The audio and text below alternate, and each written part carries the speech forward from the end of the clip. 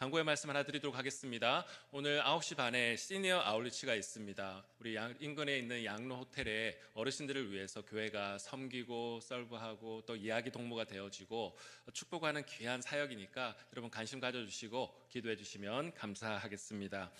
오늘부터 그러나 시리즈가 시작됩니다. 오늘 그러나를 실천한 사람들이라는 제목으로 하나님의 말씀을 나누기를 원합니다. 여러분, 출애굽기는 이야기를 시작하면서 야곱의 가족들이 대민족을 이루는 그러한 이야기로 시작됩니다. 출애굽기는 창세기에서부터 시작된 하나님의 그 언약의 약속이 어떻게 성취되어져 가는가, 바로 그러한 어떤 한 대목을 보여주는 바로 그 길목에 있는 책이기도 합니다. 출애굽기 1장 1절에는 이렇게 되어 있는데요, 우리 같이 한 목소리를 한번 읽어보도록 하겠습니다. 시작. 야곱과 함께 각각 자기 가족을 데리고 애굽에 이른 이스라엘의 아들들의 이름은 이러하니. 1장 6절과 7절도 읽겠습니다. 요셉과 그의 모든 형제와 그 시대의 사람은 다 죽었고 이스라엘 자손은 생육하고 불어나 번성하고 매우 강하여 온 땅에 가득하게 되었더라. 아멘.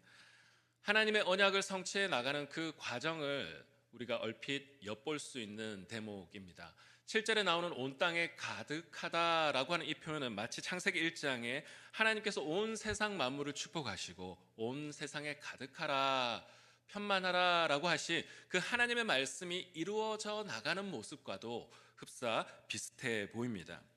여러분, 원래 하나님께서는 생육하고 번성하라 라고 축복하시면서 이 모든 일들을 담당할 한 사람을 세우셨습니다. 그 사람은 아담입니다.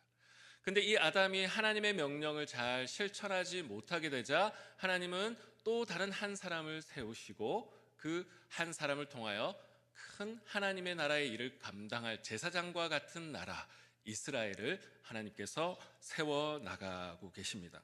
바로 그러한 하나님의 큰 언약의 성취의 과정이 오늘 우리가 읽은 이 출애굽기에도 나온다라고 하는 것을 우리 기억하며 출애굽의 이야기를 읽어야 할 것입니다. 여러분, 출애굽기는 우리 하나님의 그 언약을 어떻게 신실하게, 우리 인간적인 눈에 볼 때는 위기와 어려움이 있지만 하나님이 어떻게 역사 속에서 신실하게 그것을 이루어 나가시는가라고 하는 것을 다양한 모습으로 우리들에게 보여주고 있습니다.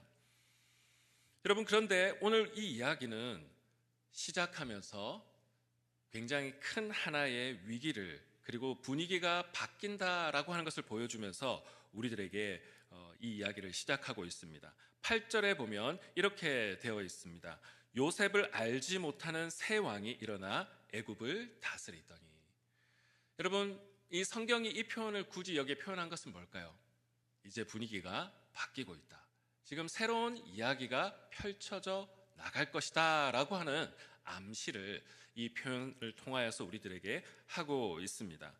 땅의 통치자들은 이전에 요셉을 알지 못하던 사람이었고 이제 이스라엘 백성들을 경계하기 시작합니다. 이스라엘 백성들은 일단 인원이 너무나 많아졌습니다. 그것으로 인하여서 강하게 될 것을 이 애굽의 지도자들은 두려워하고 경계하기 시작했습니다.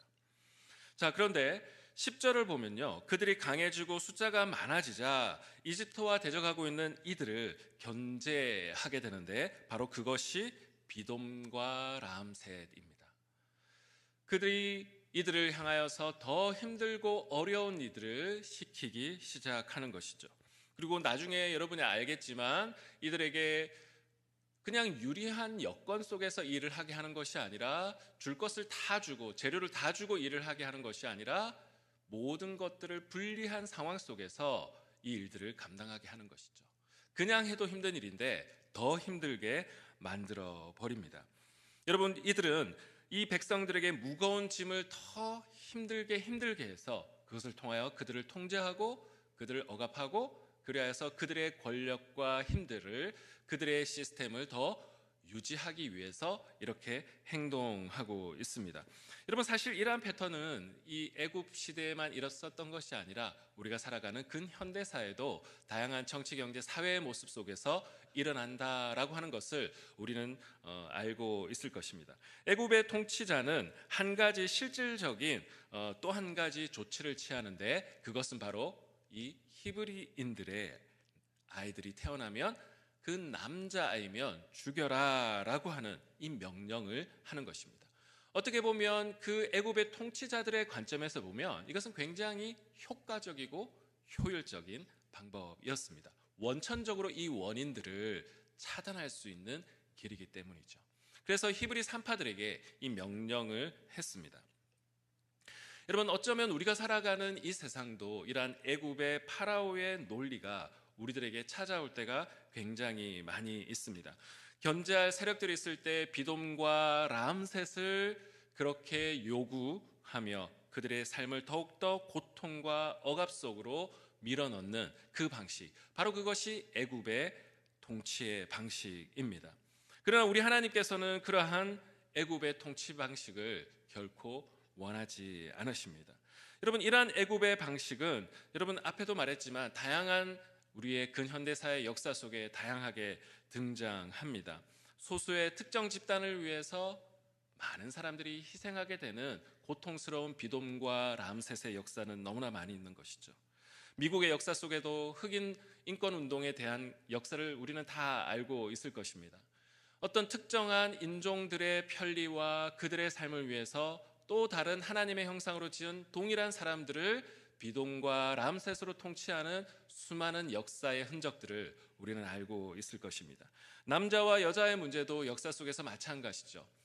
여러분, 민주주의의 꽃이라고 이야기하는 이 미국 땅에서도 여성들에게 투표권이 허락된 것은 불과 1920년대였다라고 하는 것을 우리는 충분히 알 수 있을 것입니다. 이 문제 속에서도 남자들은 자기들이 더 유리한 위치에 서기 위해서 비돔과 람셋을 다양한 시스템과 정치와 사회와 경제를 통하여 다양한 사람들에게 전방위적으로 행사한 역사들이었다라는 것을 우리는 알 수가 있습니다. 나라와 나라와의 역사에도 마찬가지죠. 여러분, 한 나라가 또 다른 나라보다 더 비교 우위에 서기 위해서 신흥 강국들이 등장하면 모든 고대부터 현대사까지 그것을 견제하는 것은 너무나 어떻게 보면 당연하고 어떻게 보면 그런 역사들은 너무나 상식적인 것처럼 보입니다.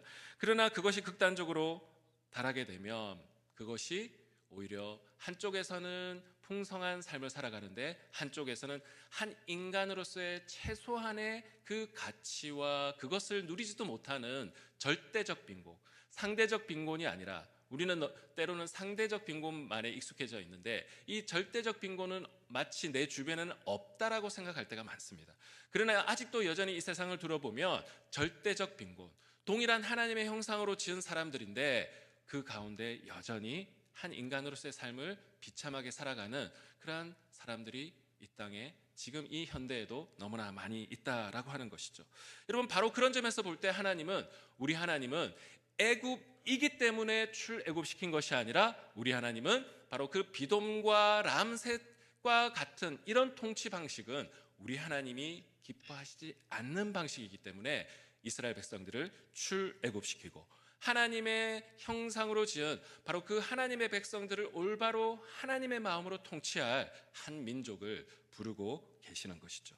바로 그것이 출애굽이 우리들에게 보여주는 하나님 나라의 역사입니다. 여러분, 우리가 왜 사람을 존중하고 사람을 인격적으로 대하고 그들을 사랑해야 됩니까? 여러분, 성경 우리들에게 창세기의 이야기부터 우리에게 분명하게 이야기합니다. 인간은 하나님의 형상으로 지은 존재다. 여러분, 사람을 무시한다는 것은 뭘까요? 그 안에 있는 하나님의 형상을 무시하는 것이죠. 여러분, 다양한 이유들과 다양한 가치들을 이야기하지만 여러분, 우리들의 말과 우리들의 행동 속에 사람을 존중하지 못한다는 것은 여러분, 그 안에 하나님의 형상을 보지 못한다라고 하는 것을 반증해 주고 있는 것입니다. 여러분, 성경은 이 비돔과 람셋의 비정함과 폭력이라는 현실 속에서 바로 한 이야기를 들려줍니다. 바로 그것은 오늘 우리가 읽은 이 두 명의 히브리 산파의 이야기입니다. 여러분, 그 당시에 최고의 권력자는 누구입니까? 파라오였죠. 파라오의 명령은 곧 법이었습니다. 그래서 이것을 명령을 어긴다라는 것은 죽음이었습니다. 우리 출애굽기 1장 15절에서 16절의 말씀 우리 같이 한번 읽어보도록 하겠습니다. 시작. 애굽 왕이 히브리 산파 십부라라 하는 사람과 부하라 하는 사람에게 말하여 이르되 너희는 히브리 여인을 위하여 해산을 도울 때에 그 자리를 살펴서 아들이거든 그를 죽이고 딸이거든 살려두라. 여러분 사극을 좋아하십니까? 사실 저는 옛날에 KBS 사극보다는 MBC나 다른 사극을 좋아했어요. 왜냐하면 KBS는 너무 전형적인 전통 사극 스타일인데 약간 MBC나 뭐 다른 SBS나 이거는 약간 좀 퓨전적인 느낌이 들고 뭔가 조금 현대적인 감성도 좀 섞여 있어서 봤습니다. 그런데 그때 보면 항상 사극에 등장하는 것이 왕이잖아요. 왕은 절대 권력을 행사합니다. 그래서 이 왕의 명령을 어긴다라고 하는 것은 죽음 그 자체였죠. 여러분 파라오 앞에서는 그 어떤 누구도 선택지가 없는 것처럼 보입니다. 여러분 오늘날도 우리를 압도하는 권력이나 세상 가치들이 우리들에게 압도적인 힘과 물량으로 하나님 나라의 가치를 살아가지 못하도록 우리를 전방위적으로 압박할 때가 너무나 많이 있습니다. 그런데 오늘 성경은 우리들에게 이 한 이야기, 오늘 우리의 주제 시리즈 그러나의 이야기를 보여주고 있습니다. 우리 그러나의 이야기의 그 중심인 17절의 말씀을 우리 같이 한번 읽어보도록 하겠습니다. 시작. 그러나 산파들이 하나님을 두려워하여 애굽 왕의 명령을 어기고 남자 아기들을 살린지라. 아멘. 그러나라고 하는 단어는 오늘 저의 설교부터 시작해서 우리 앞으로 하실 우리 목사님들의 이 설교의 주제를 함축적으로 담고 있는 바로 그러한 단어입니다. 여러분 히브리 산파라고 두렵지 않았을까요? 히브리 산파들도 파라오가 두려웠을 것입니다. 그러나 히브리 산파는 그러나 누구를 더 두려워했습니까? 여호와 하나님을 두려워했다라고 이야기를 하고 있습니다. 그 명령을 어긴 히브리 산파를 파라오가 추궁하자 이 히브리 산파들은 굉장히 지혜롭게 대답을 합니다. 우리 19절의 말씀 같이 한번 읽어보도록 하겠습니다. 시작. 산파가 바로에게 대답하되 히브리 여인은 애굽 여인과 같이 아니하고 건장하여 산파가 그들에게 이르기 전에 해산하였더이다 하매. 쉽게 설명하면 옛날에 순풍산부인과 있죠. 오기도 전에 순풍 해산해버렸습니다. 이렇게 이야기하고 있습니다. 여러분 우리가 하나님의 일을 할 때요, 하나님은 지혜와 계시의 영입니다. 출애굽기에도 보면 공교한 이 성막과 성전을 만드는 것도 성령께서 그들에게 지혜를 주시사 공교한 그 모든 성전에 있는 것, 성막에 있는 것을 만들도록 지혜를 주시는 분이 성령이라고 말씀하시고, 요한복음 14장 26절에도 하나님은 예수 그리스도께서 말씀하신 것을, 그 가르치신 것을 생각나게 하시는 분이시다 이야기하였습니다. 여러분 우리가 하나님을 경외하는 사람은 하나님께서 지혜를 주십니다. 현실적인 지혜를 주신다라고 하는 것이죠. 그래서 이 상황 속에서 그것을 잘 통과할 수 있도록 히브리 산파들에게 지혜와 입술의 지혜를 주고 있는 것을 볼 수가 있습니다. 자, 그 장면을 성경은 또 이렇게 기록하는데요. 출애굽기 1장 20절에서 21절의 말씀 같이 읽겠습니다. 시작. 하나님이 그 산파들에게 은혜를 베푸시니 그 백성은 번성하고 매우 강해지니라. 그 산파들은 하나님을 경외하였으므로 하나님이 그들의 집안을 흥왕하게 하신지라. 아멘. 모든 하나님 나라가 이루어져가는 그 길목마다 하나님 나라를 위해 그러나의 믿음의 선포를 한 믿음의 사람들이 항상 있었습니다. 그 처절한 억압과 고통의 비돔과 람세세 시대에도 왜 이야기가 나왔을까요? 여러분 사실 성경의 시대, 이 당시의 시대에는요, 여자들의 이야기는 성경에 거의 기록되지 않습니다. 원래 기록하지 않는, 여러분 잘 아시겠지만 오병이어의 역사에서도 여성과 아이들은 카운트하지 않았잖아요. 그게 그 시대의 그냥 문화입니다. 오늘날의 기준으로 옳고 그름을 떠나서. 자, 그렇다면 여러분 성경이 왜 이 여자들의 이름까지 기록하면서 이 이야기를 성경에 기록하는 것일까요? 그만큼 이 이야기는 절대적인 그 힘의 시대에 이 그러나, 하나님을 경외한 이야기를 통하여 그러나의 시리즈를 그렇게 보여주었던 이야기이고, 하나님을 경외하는 사람들의 이야기이고, 이것이 바로 하나님 나라를 이루어나가는 삶의 방식이기 때문에 여자들의 이야기임에도 불구하고 성경은 우리들에게 이야기를 기록한 줄로 믿습니다. 여러분, 그래서 하나님이 그 산파들에게 은혜를 주셔서 백성들이 번성하는 축복을 얻었다라고 이야기를 하고 있습니다. 여러분, 우리가 하나님의 뜻대로 살게 되면요, 우리만 축복받는 것이 아닙니다. 오늘 성경은 우리들에게 분명하게 이야기하고 있죠. 이 모든 백성들이 함께 이 축복을 누리는 하나님의 이야기를 하고 있는 것입니다. 여러분, 여러분이 인생을 살아갈 때에 믿음을 가지고 하나님을 경외함으로 여러분이 하나님의 뜻대로 살기로 결정하게 되면 하나님 여러분의 가정, 나의 소그룹, 나의 직장 속으로, 그리고 내가 있는 직장에, 그리고 사회 속으로 하나님의 축복을 하나님께서 흘려 보내실 줄로 믿습니다. 그것이 하나님께서 아브라함을 통하여 부르신 이유이고 제사장 나라로 이스라엘 백성들을 부르는 이유인 줄로 믿습니다. 여러분, 그러나를 써나가는 이 성경의 이야기, 여러분 사도행전의 이야기를 가지고 어떤 한 구호를 만든 이야기를 아십니까? Acts 29이라고 하는 구호가 있습니다. 여러분, 사도행전은 몇 장까지 쓰여져 있습니까? 28장까지죠.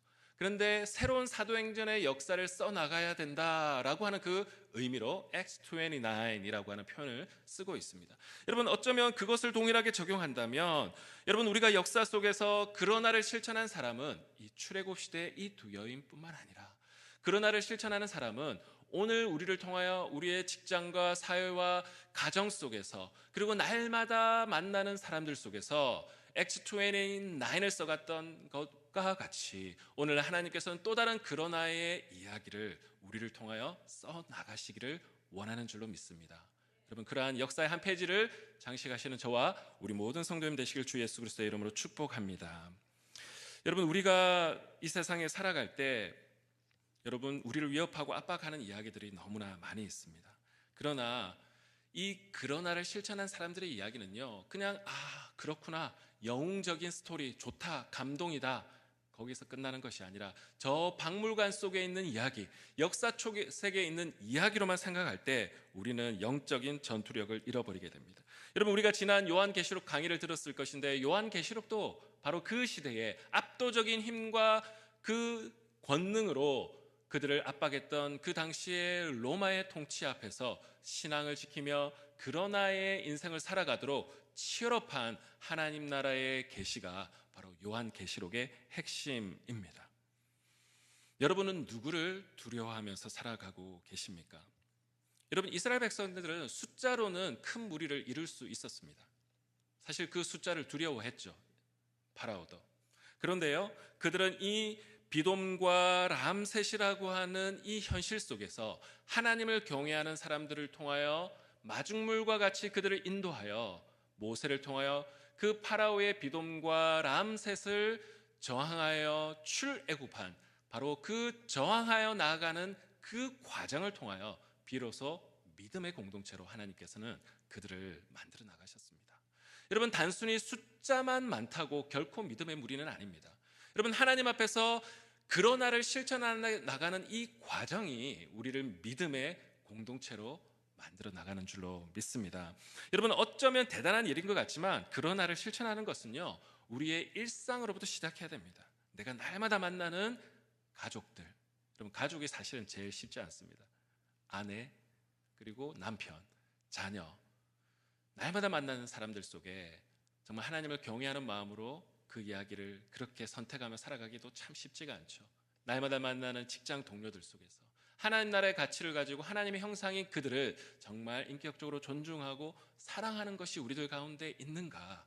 여러분, 우리의 모습을 돌아보는 것이 바로 그러나를 실천하는 시작인 줄로 믿습니다.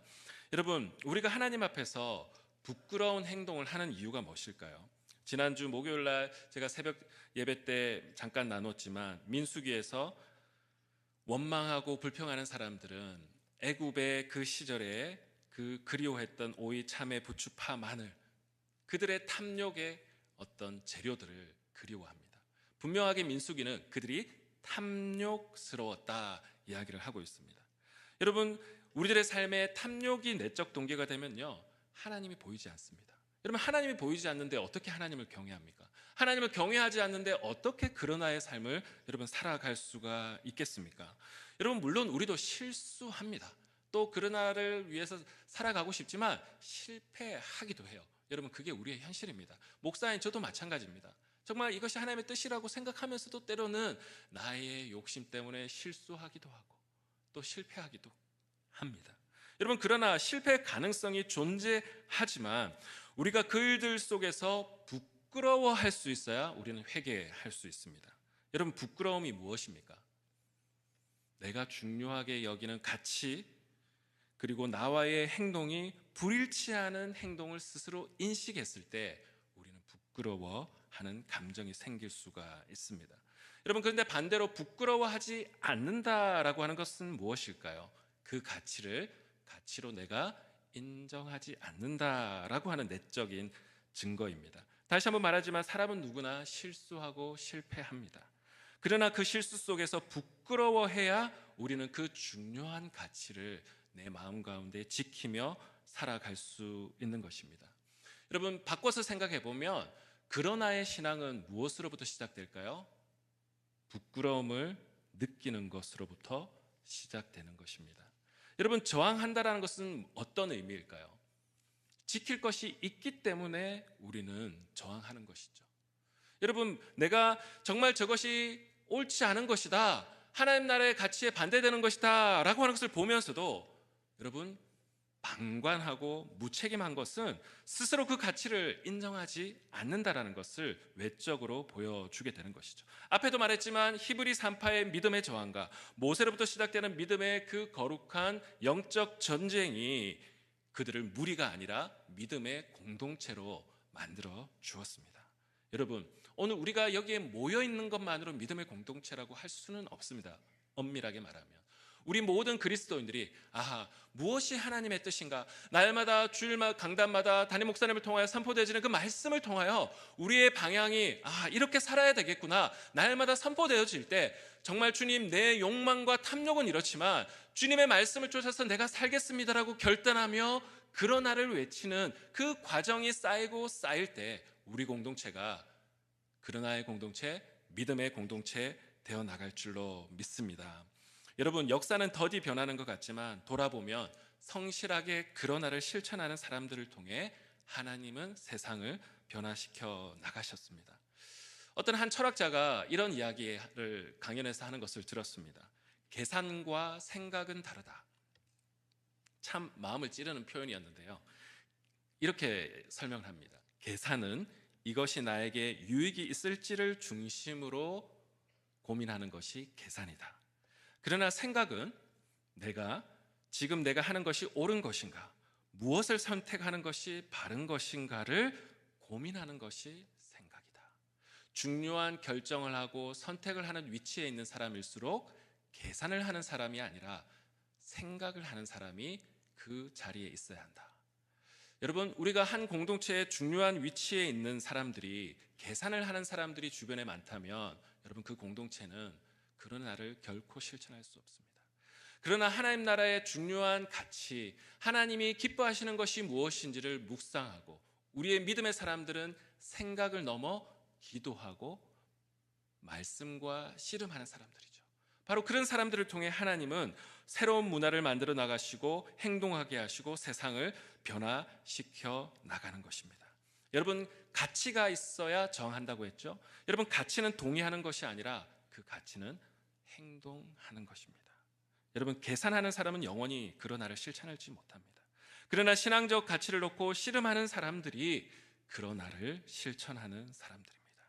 히브리 산파 여자임에도 불구하고 그 당시에 이름이 어떻게 적힐 수 있을까요? 파격적인 일이죠. 여러분, 파격은 한편으로는 그 역사가 그만큼 어두웠기 때문에 이 파격적인 스토리가 언급될 수밖에 없습니다.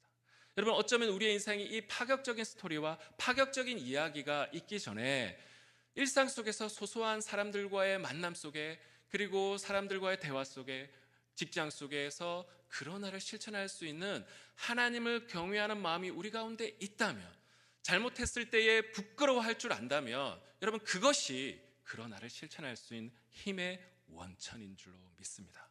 여러분, 하나님을 경외하는 사람은 어떠한 위협과 형편에서도 산과 같이 흔들리지 않을 것이다, 주님께서 말씀하셨습니다.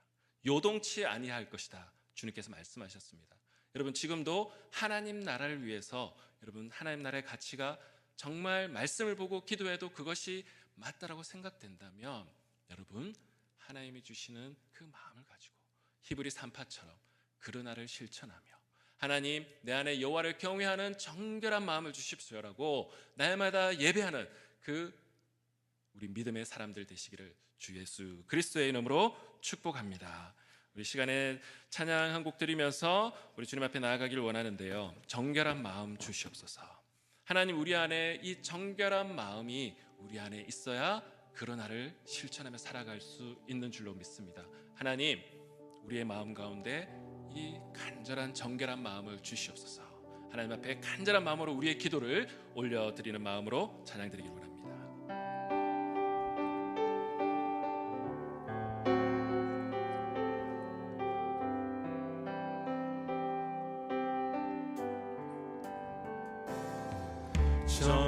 정결한 마음 주시옵소서.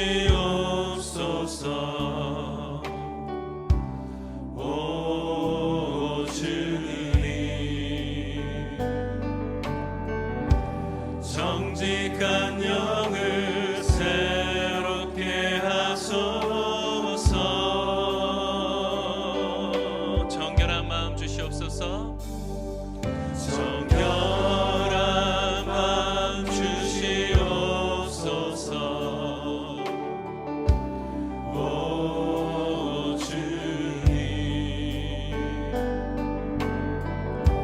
정직한 영을 새롭게 하소서.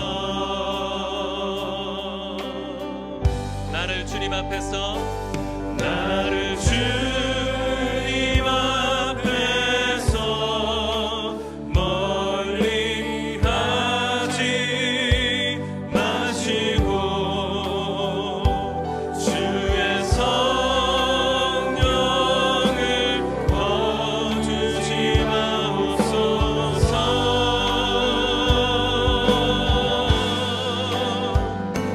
그 구원의 기쁨 다시 회복시키시며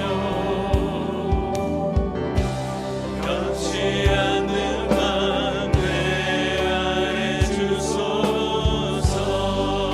우리 다시 한번 믿음으로 고백합니다. 정결한 마음 정결한 마음 주시옵소서. 오 주님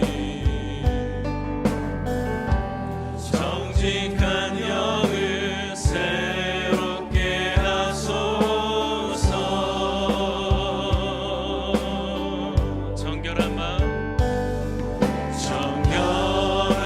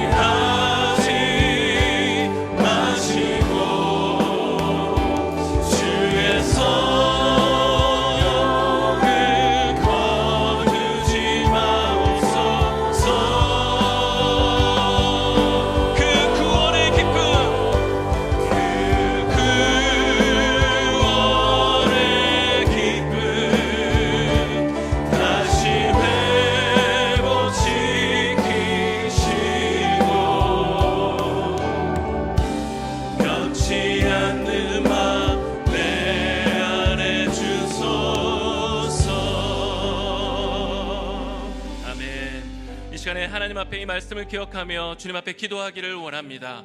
역사 속에 그러나를 써갔던 사람들의 이야기는 오늘 우리들의 이야기로 이어져야 되는 줄로 믿습니다. 그러나를 실천하기 위해 우리는 하나님을 경외하는 마음을 가져야 합니다. 그리고 우리 안에 하나님 정결한 마음 주시옵소서. 구원의 그 기쁨을 회복시켜 주시옵소서. 하나님 부끄러움을 여기지 않는 우리 안에 무각함이 있다면 하나님 우리 안에 정결한 마음을 주시사 하나님 다시 한번 구원의 기쁨을 회복시켜 주셔서 우리 안에 산과 같이 요동치 아니하고 주님의 나라를 위해 그 나라를 실천할 수 있는 인생 되게 하여 주시옵소서. 하나님 앞에 주여 한번 외치고 간절한 마음으로 기도하며 나가겠습니다. 주여